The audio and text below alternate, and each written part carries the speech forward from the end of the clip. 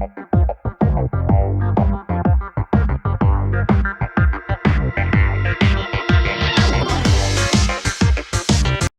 guys, how are you all doing? How's your day going? And if you're just starting, how's your night? Hope you had an amazing and a beautiful night rest. So, the last video we covered, I just said I want to do random projects. I want us to be solving projects. So I am gathering different, you know, projects which will like jog your brain. So this particular one is from an MIT course.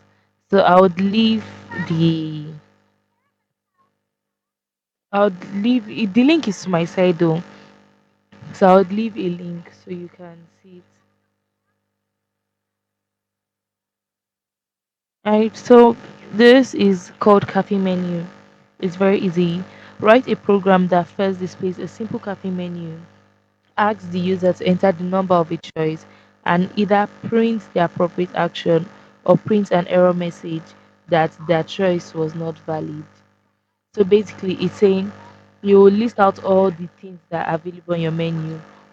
Then, depending on what's on your menu, the user is supposed to send an input for which particular number they want. And once they choose the one they want, if they choose a number that is not on the list that was propped up for them, you pass an error. If not, you tell them that their order has been received. So the first thing we need to do is let the users know what's available in the menu.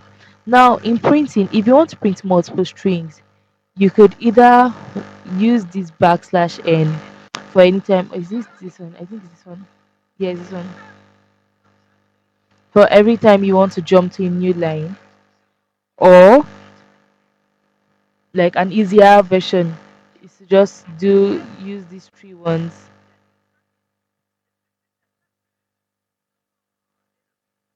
Alright, now with this code fast, will all our codes once we jump to a new line will automatically move to a new line. So the first thing we want to print, let's just say we have two. We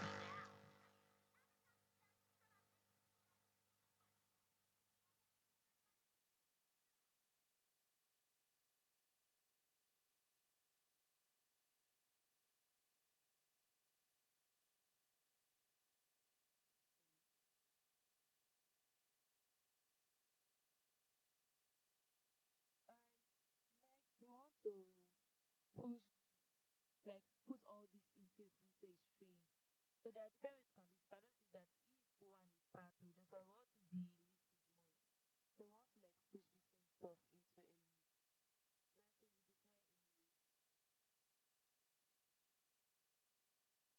we declare a list. So we have to like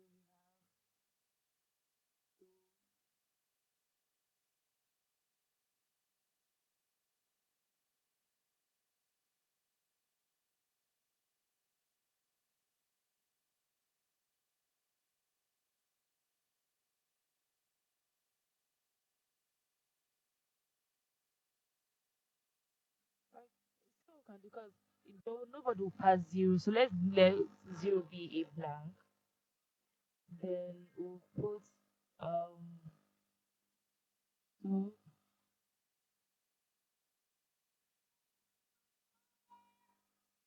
we'll put salad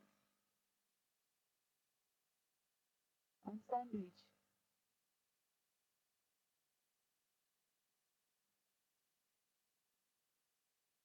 Next is to take the user's inputs. So this is where we're going to introduce the try except stuff because I want to pass an error if the valid user needs it doesn't exist. But I don't want to have to run the code like if I'm using if else, I have to create an if else for every single thing on the menu. So we're going to try x is the user's input and it must be an integer. So I've been using this receiving integer input for a long time now. And let's just ask a prompt like what's your order or you know what I don't have shrimp for that. And next, we want to check if the order is less than zero. Wants to be u is greater than zero, but less than we have three. It's not should be less than three. It's supposed to be less than four, right? One, two, three, four.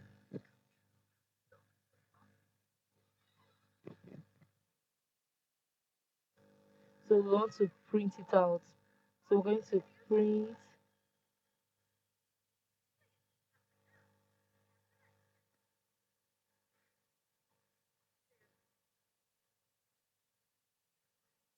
So we want to take call the exact number that the user imputed.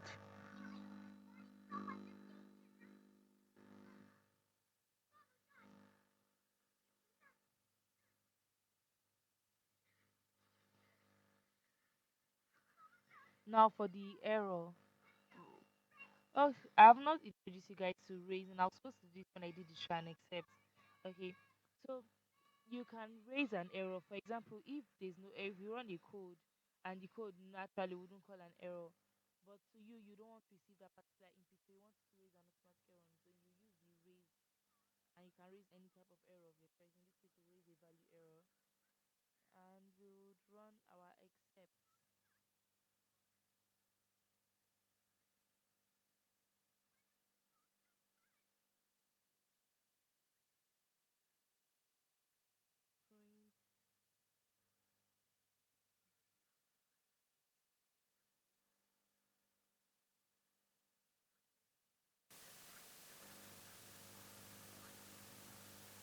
Uh, so let's run it. So you have prompted, you have listed out the values you have, and let's pass something that doesn't exist, invalid input. But what happen if we pass something that exists? One time coming up, I didn't space it. But yeah, that's the first one.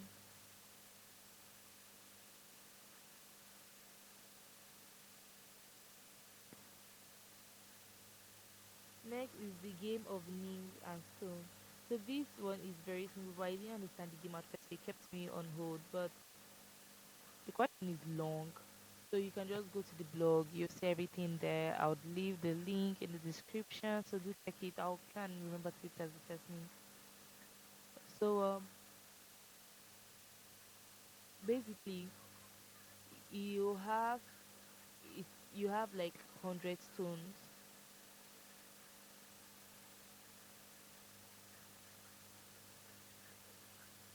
and you have like maybe two players or more, but in this case two players. They each are allowed to remove from between 1 to 5 stones, and the person whoever removes the last stone wins. So we are going to use while loop because it's a continuous process that will continue until the stone is zero. So it must be while it's greater than zero.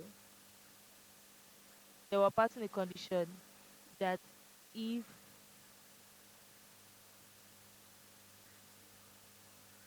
stone is greater than 5, because once is the stones are less than 5, we want that the user cannot remove more than 5, so we'll get a negative output. So once if stones is greater than 5, player 1 wants to receive an input.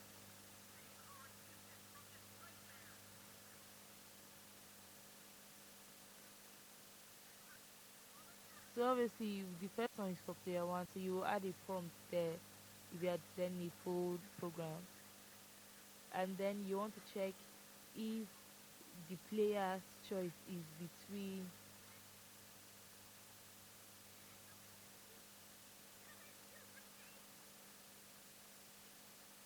Alright, so for each turn, what we're going to do is remove whatever amount of input the user puts. So it's going to be minus equal to, and we'll print it just to let them know how many stones are remaining. But we have to turn it a string because the input is a variable, and that's obviously going to raise an error.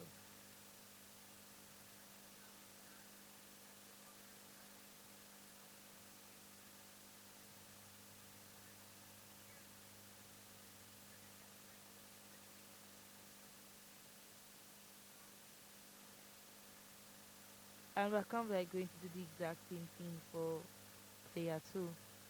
Let's just copy this code.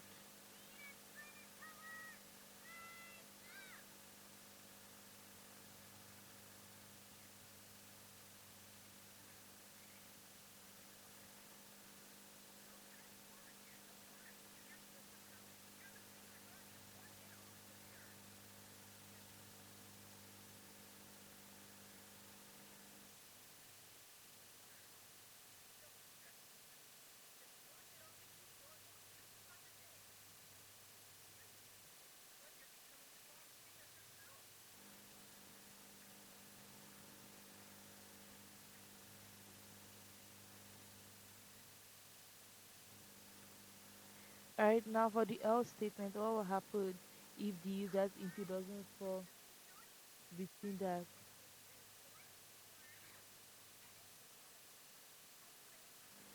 We want to let them know that their input is invalid. So you can pass any like prompt or error code or message of your choice.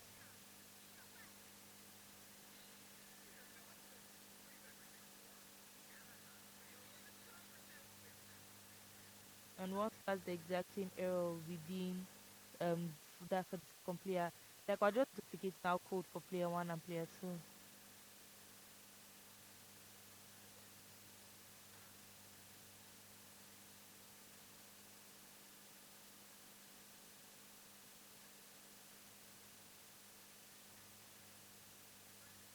And for the if stone is greater than five, so now what will happen if the stone is less than five? Let me just close up all this stuff.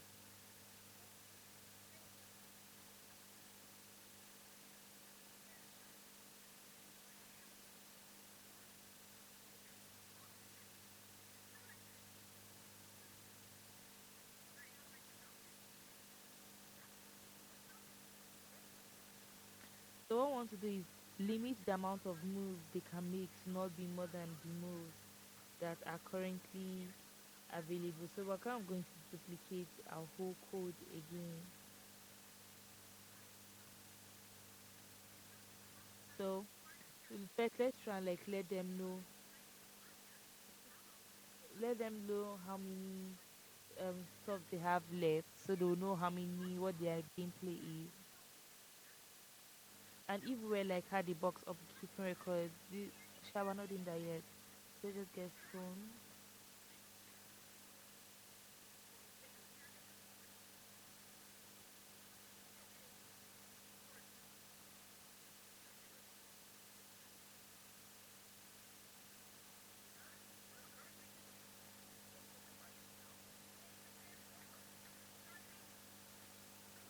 And what's the player for the first player?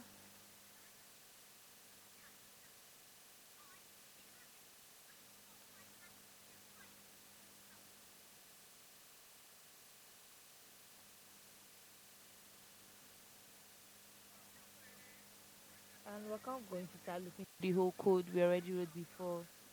If P1 is less than or equal to stone, because like I said, you cannot play more than what you have available. So if it's equal to stones,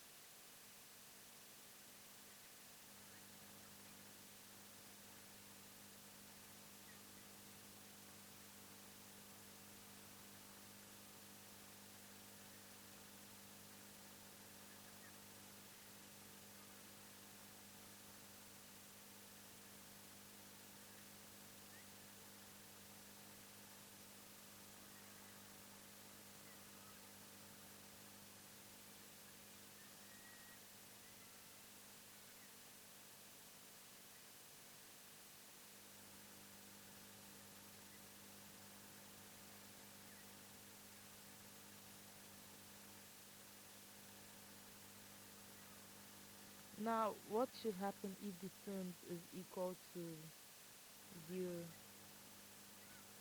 Guys, if player one was the one who successfully reduced the stone zero, because like I said, the person who removed the last stone wins, you'll just let player one know that they have won.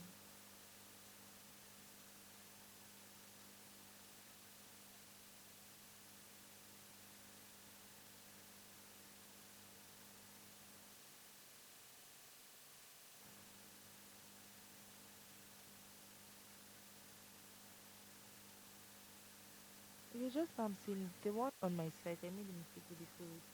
If stones is equals to zero, print player one wins. Then I put the code directly under. No, I'm supposed to move it to else because if the stones are equals to zero, player two should be able to make a move.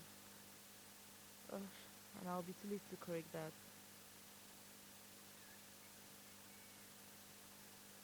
Let me correct it here.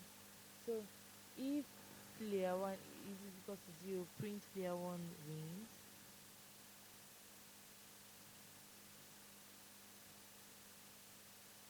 Else player two gets to make their own move.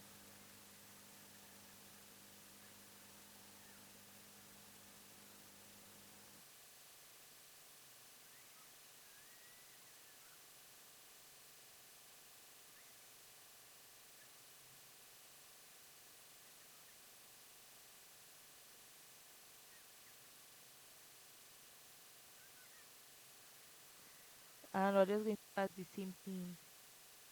Um,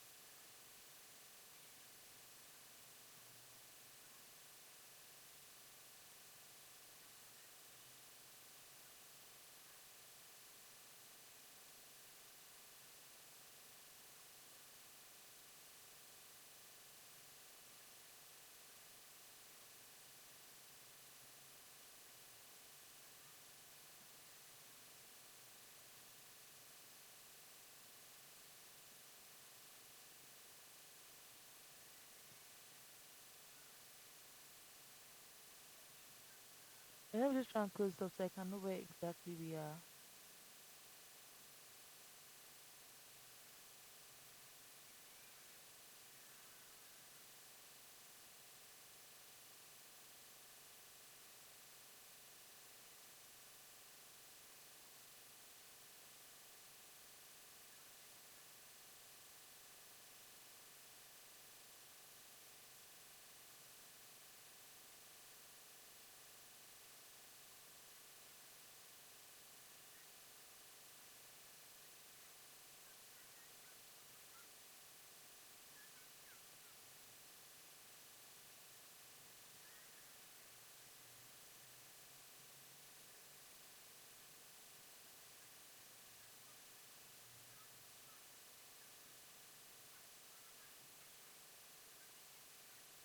Oh shit, I made a mistake somewhere. Line 3.